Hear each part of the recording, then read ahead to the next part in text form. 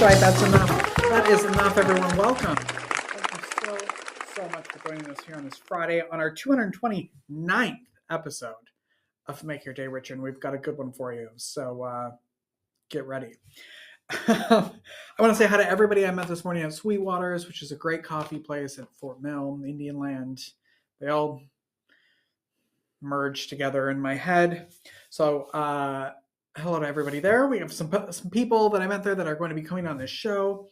Some people I think that are going to be getting their own shows, which is exciting. It's always fun to have people say, "Hey, what do you do with podcasting? I think I want one." Because I'm like, you should have one. Everyone should have one. And if you want one or you have one and you need some help, email me at makeyourdayricher@gmail.com. We'll get you hooked up. We'll get you going. Get you looking good, sounding good, feeling good. It'll be fun. Let's see. Well, we have 229 episodes as of today. So I think we should look at how many views we've had in 228 episodes so far as we come up on a year of doing this show. Drum roll, please.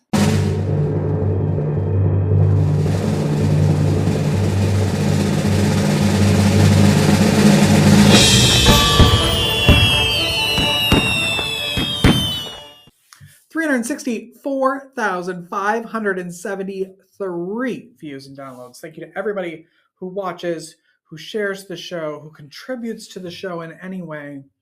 All of our coffee sponsors. We couldn't do this without any of you. And so probably by this show, we'll be at 365 by the end of this live episode. If you'd like to buy us a coffee so we can continue to bring you the show Monday through Friday and introduce you to amazing guests, go to buymeacoffee.com/makeyourdayricher. It's a great way. You get your name in the credits. It's very exciting. And you get to help me put this show on. I forgot that yesterday, May 22nd, I realized it later on in the day, was the last live broadcast 23 years ago of the Rosie O'Donnell Show. So 23 years it has been. And she did that show for six years and created almost a new genre of television. You look at any talk show today, including this one, and a lot of those elements are from her show. Amazing.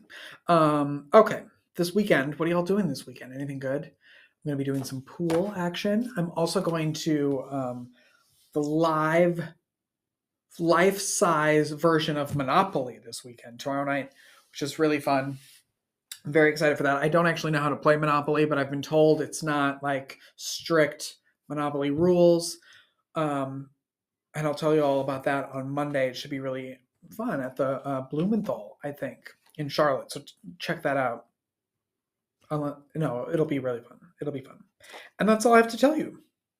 Okay, so I think we should start the show. Today we have an incredibly courageous and inspiring woman who has faced immense adversity and emerged with a profound message of healing and empowerment. Katharine Giovanni has survived stage 3 breast cancer, overcome childhood trauma, and navigated a suicide attempt. She brings fierce compassion, bold honesty, and hard-earned wisdom to her work as a transformation mentor, helping others release emotional blocks, embrace forgiveness, and step fully into who they're meant to be. Katharine also teaches us how to access and trust our intuition, helping us harness our sixth sense as a powerful tool for clarity and healing. And she just celebrated a birthday this week, so she also has that going for her. Let's start the show. Make your day richer than it was before. Got some good times knocking upon your front door.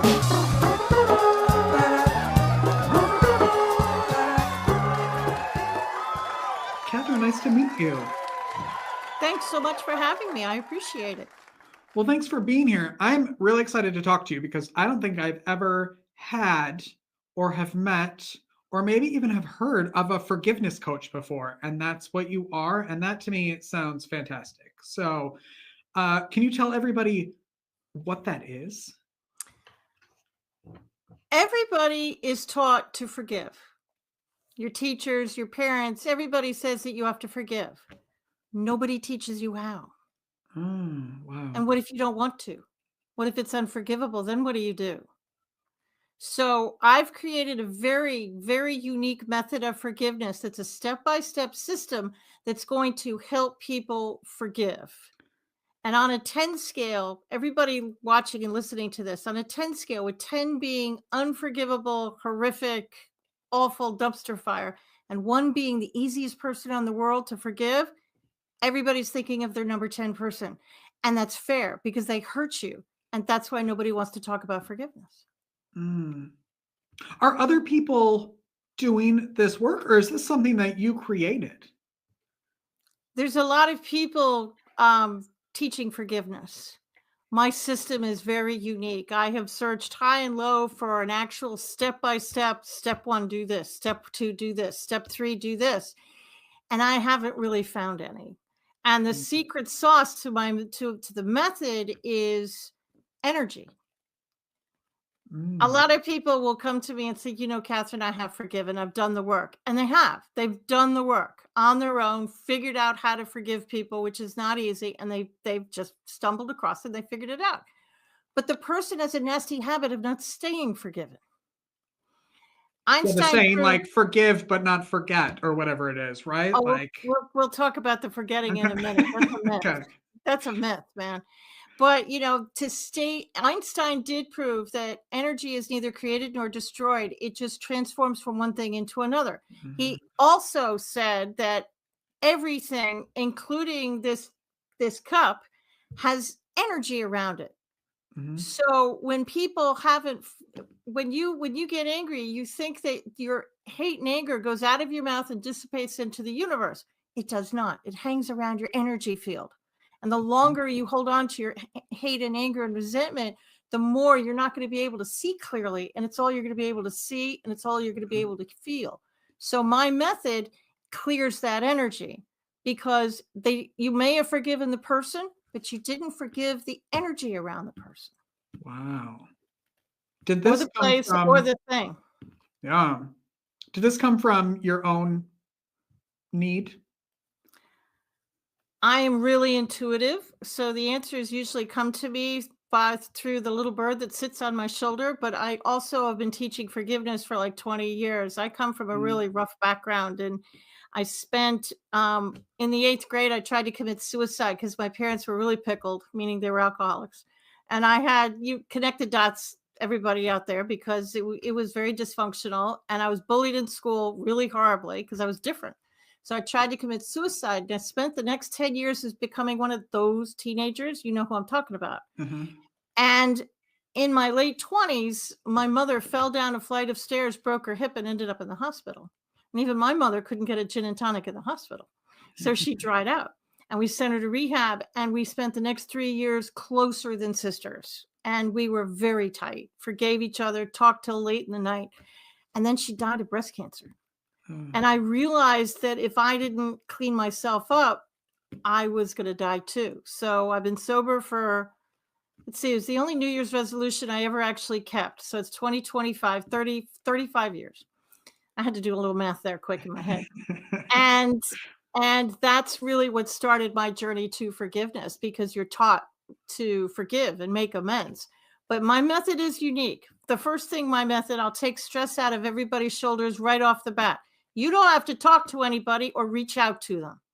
Forgiveness is selfish. It's really personal. You do it for you. Just because I forgive you doesn't mean I want a relationship with you. I probably ah, don't, and you're probably still a dumpster fire. Just because I forgive you doesn't mean you were correct. You're still wrong. It doesn't mean I'm giving you a pass after all this time. You're still wrong. It was still awful. Forgiveness means simply, I want you out of my head. That's it. mhm, I want to stop thinking about you. I want to stop dreaming about you. I want to stop talking about you. I want to get on with my life. That's it. And this notion, which entertains me to no end, of forgive and forget. Honey, I'm from New York City. We don't forget anything. And I don't know anybody on the planet that can forgive and forget. There might be one person, but I have yet to meet them. But what I can promise you is neutrality. my system will remove the emotional charge. So if you go on Facebook or wherever you go, or you meet this person at a party and you see their name or you see their person, you won't care. You're not going to think good things. You're not going to think bad things. You literally aren't going to care. And that's what I'm going for. I'm going for neutrality. And you'll be able to look into your childhood. I come from a rough background, and I can look into my childhood now, and I legitimately can't really remember a lot of the bad stuff. I mean, I could pick out the highlights for you, but I've really forgotten most of it. What I see now are the adults back there who were trying to give me love and were trying to lead me in the right direction.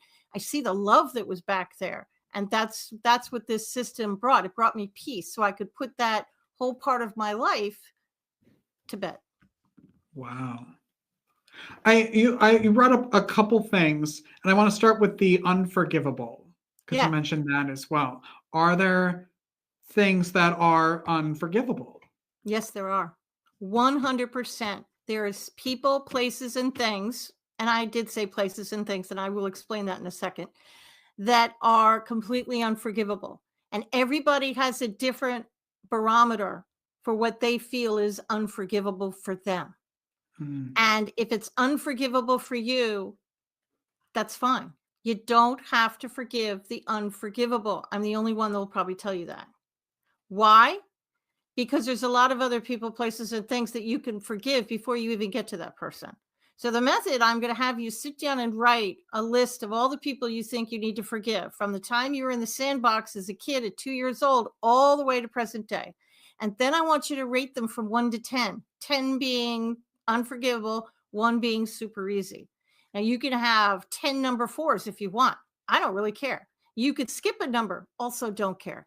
And I want you to start, I want you to do 10 at a time, and I'll explain why I do 10 at a time in a minute. But I want you to do 5 to 10 at a time before you go to sleep, because your body heals itself when it sleeps. And I want you to start with the number 1s and work your way up. And the mantra that I have worksheets and all that kind of stuff in the book and the audio book, all that kind of stuff. But the mantra is really simple, because you don't have to dance around the room. You don't have to hold crystals, unless you like crystals. They're pretty. You don't have to burn any incense unless you like to smell them. Do what knocks you out. But you're going to be alone in your room with no distractions. Your smartphone has an off button. Yes. You may use it if you want. And if you're she'll show you where that is if you don't know. Exactly. Or you can mute it. And, having it just dance on your desk because you've turned the ringer off, that's still going to distract you because you're going to hear it dancing on the desk. So just turn the ringer off for like 10, 15 minutes and just be completely alone. This is going to take a while. You're not going to get your number 10s down to a 1 overnight. There's a marathon, not a sprint. And when you're dealing with the people you label an 8, 9, or 10, maybe, and let's talk about the 10s. Maybe it's something really, really horrific. We'll take one of my number 10s. It was a bully from school. Let's just talk about the bully. Why not? And I took a long time to forgive that bully. And if it's a relative, like a mother, father, sibling, best friend, business partner, it's going to take you some time to forgive this person. And I couldn't forgive the bully. Didn't want to forgive the bully. That's fine. You don't have to. Pick apart the memory. Everything has energy around it. So let me give you an example. You're driving. I use this example a lot because it's pretty clear. You're driving down the street and you see your childhood school on the corner. And by the time you get to work, and you don't really give it really a glance, but you saw it. By the time you get to work, you're really grumpy. You don't know why. Well, because you saw it and you thought about the bullies, and it's like a movie playing in the back of your head that you don't even know is there. And all of a sudden you're grumpy and you have no idea why you're grumpy. Of course you are, because you saw the school. So forgive the school and the energy around the school. You don't have to forgive the bully, but you can forgive the table, the desk, the chair, the school building. Forgive the swing set. Forgive the people who stood around and didn't help you, and the energy around all these people. And that's going to be just enough to allow you to continue forward with your life. And forgive yourself. Quite often we are our own number 10. That's a whole nother conversation. But I want you to start with the 1s and slowly work your way up. And then you can work into memories. I mean, I forgave 1974. because that was the year I tried to commit suicide. I am a breast cancer survivor. I've been clean 12, 13 years, something like that. Mm. And I forgave breast cancer itself and the energy around breast cancer. I forgave the chemo. I forgave the chemo chair. I forgave the nurses and the doctors. I forgave the actual drip that went into my arm. I forgave radiation and the table that I laid on. I can't tell you how much peace that brought me. Ah, that gives me goosebumps. And like you said, like it's not an overnight thing. It's not a flip the switch and you're done. What about the people? Because I want to talk about like, the types of people that you work with. And I think sometimes we like you said, we are not even aware that the things that will make us angry, the things that will. So if there are people who are like, well, my life isn't that bad. Yes, I don't like them, but it's okay. It's, I don't need help. What do you say to people like that? And how do people figure out that they do? You mean the people who look me dead in the eye and say, I have nobody to forgive. I'm good. Mm-hmm. Yes, those people. Yes. I want you, before you go to bed, and I'm going to explain why I need you to do this before bed right now, but I want you to, for the next week, I want you to say, I completely forgive myself for not being able to forgive and the energy around this thought. Say that every day for a week. And the brain is a phenomenal tool. And it's going to say, wow, okay, I guess we're ready now. And you know that back closet in your mind that had a padlock on it that hasn't opened in centuries? It's going to open and stuff is going to flood out. And as the stuff floods out and the memories come, you write them down and you rate them from 1 to 10 and you start the journey. Everybody has somebody to forgive. Did your football team win last weekend? No, forgive the football team. Are you watching CNN and the news is really pissing you off? You can forgive politicians, dare I say. You can forgive. We won't go there. You can forgive the war in the Middle East. What's it going to do for the war in the Middle East? Not a darn thing, but it's going to do wonders for you. How about the guy on I-95 South that cut you off yesterday, or the person who stole your sandwich out of the lunchroom? Forgive these people. We all have people to forgive. And don't be surprised that when you're doing your list and you forgive, let's say what you feel is a level 3 person. Oh, I can forgive George. That's easy. I can forgive this person. So you do one round of forgiveness, and usually people feel an energy shift. I feel it in my solar plexus, which is right in the center of your belly, right above your belly button. Some people feel their shoulders getting lighter, and everybody feels something. But if you don't feel anything, well, you probably have to do it again. So after you do it, and I have you put your hands on your chest and check in. Right after you say it, check in with your body. Are you still angry? If you're still angry, what number is it now? A lot of people said, well, my number 3 shot up to a 7. Why? Because that closet in the back of their head, it opened. This forgiveness is like an onion. There's layers to the onion. It's really irritating because you try and get to the center of that damn onion, and sometimes it takes a really long time. I have relatives that it took, my parents, that center took a long time to get to. I'm here to tell you. So this is something that's going to take you some time. But when you start with the 1s, 2s, and 3s, you're going to start to feel better. You're going to start to notice things. Why? Because you're not paying attention to the anger as much anymore. You might see your dream significant other. Why didn't you notice it before? Because you were so inner focused on your anger, you didn't notice them. You might find a money-making opportunity. You might lose some weight. I'm not kidding. This is a really, really powerful thing. And the reason I want you to do it at night before bed and limit yourself to 10, do as I say, not as I did. And I do drink my own Kool-Aid, which is horrible. I've got to stop saying that saying. It's a horrible saying. But, I actually did this because I do all my own exercises. And I must have had 50 people on the list. I was angry. This is a very long time ago. And I thought, this is going to be great. I'm going to be like a phoenix rising from the ashes. This is going to be fantastic. Tomorrow morning, I'm going to wake up. It's brand new person. Yeah. Yeah. Okay. It didn't work out the way I thought it would, because I did forgive many people on the list, but I woke up with what everybody thought was the stomach flu and spent the next 3 days in bed. Anger is toxic. Yeah. There's a study done. It's called the Japanese water study. Everybody says anger is toxic. Here's the how behind that little gem that everybody says. The guy's name is, I think it's something like Matsumoto something, but if you Google Japanese water study, it'll pop right up on Google. What the guy did is he took 2 containers of water. One container, all he did was talk to it. He said these beautiful, loving, gorgeous words to it. The other container of water, he spewed hate. The most hateful things you could say, he said to that water. He then froze the water and put the water under a microscope. The water that he spoke love to had these beautiful crystal formations.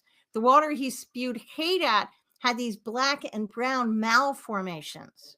Now, why am I telling you this? Your body's 95% water. So when you're angry and you're filled with hate and resentment and bitterness, what do you think you're doing to the water cells in your body? You're literally making yourself sick. And when you forgive people and you clear that, the water cells, shall I politely say, have to leave your body somehow. So if you're in the bathroom, it's not because you had a piece of bad fish. It's because your body is trying to clear itself out. But if you limit yourself to 5 to 10, and my friend Katie tells people to limit themselves to 3, your body will be able to toss it while you're sleeping. Because most people, after they do this work, if you don't do it before bed, you'll probably get really sleepy. You might get a stomach ache, you might get a headache, and it's just your body's way of trying to release you from that prison. Wow. Tell everybody about your book, Ultimate Path to Forgiveness. The Ultimate Path to Forgiveness, Unlocking Your Power. It's available on my website, which is KatharineGiovanni.com. And Catherine, thanks to my mother, which spelled a little bit odd. Thanks, Mom. Katharine Giovanni.com. Lovely. What do you love most about your life right now? I love helping people and watching their lights turn on. My mantra for over 40 years is I try and leave people better than I find them. And I get great joy out of watching people heal. And it's really why I get up at night. I really love helping this, teaching this. And is your website the best way that people can connect with you on that level? KatharineGiovanni.com. It leads you to social media and blogs, and there's all sorts of podcasts in there. So that talks about the system if you're one of those non-readers. Okay, good. Thank you so much for being here and for sharing your story and for helping so many people. It's my pleasure. Thanks so much for having me. Yeah, anytime. Come back anytime. Katharine Giovanni, everyone. We're going to take a break. We'll be right back after this. Don't go away.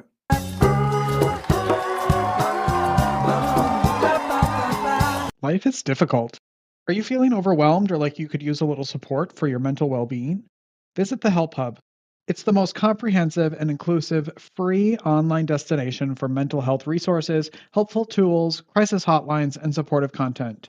Just go to thehelphub.co to find the resources you need when you need them most.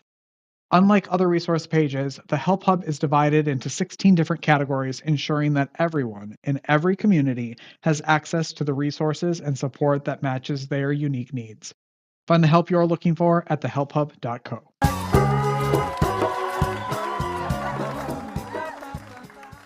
That's our show, everybody. Thank you for watching. Now's a great time to just share the show wherever you're watching, wherever you're listening. Press that share button, and that'll help us immensely. Thank you for watching. Go make your day richer. Go make somebody else's day richer. You've made mine by watching this show, and I love you for it. Have a great weekend, and we'll see you on Monday with an all-new episode. Bye-bye.